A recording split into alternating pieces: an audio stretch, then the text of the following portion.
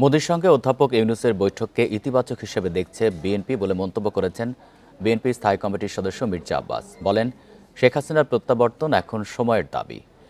বিকেলে শাহজাহানপুরে সাংবাদিকদের সঙ্গে মত বিনিময়কালে এসব কথা বলেন তিনি। মির্জা আব্বাস বলেন, সীমান্ত হত্যা বন্ধ ও তিস্তার পানির ন্যায্য হিস্যা আদায়ের জন্য ভারতের সঙ্গে আলোচনায় জোর দেওয়া উচিত। বান্ডেল থাকলে প্রতি সেনমানিতে টাকা বাঁচবে। বিকাশ সেনমানি বান্ডেল কিনে জিতুন প্রতি লেনদেনে। ভারতের সঙ্গে করা সব অসম চুক্তি বাতিল করা উচিত বলেও মন্তব্য করেন তিনি।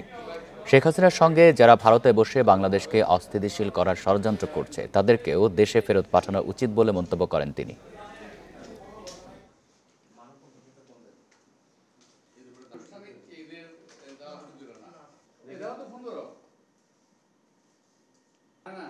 ভারতের উচিত শেখ হাসিনাকে অবিলম্বে ফেরত দেওয়া। ভারতের সঙ্গে যে চুক্তিগুলো অসম চুক্তিগুলো হয়েছে সেগুলো যেমন বাতিল করা দরকার, তেমনি যে চুক্তিগুলো অসম এবং কার্যকর হয় নাই আমাদের এখানে দেশে, যেটা বাংলাদেশের পক্ষে যাবে, যেগুলো